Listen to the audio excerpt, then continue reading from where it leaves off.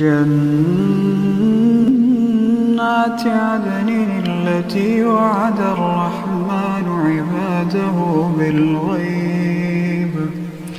إنه كان وعده مأتيا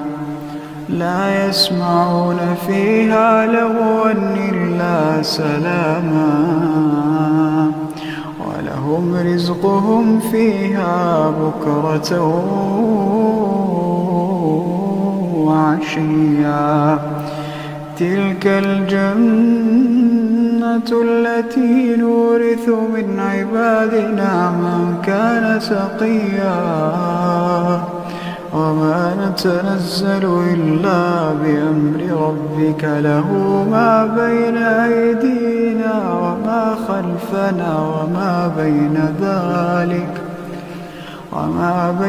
ذلك وما كان ربك نسيا.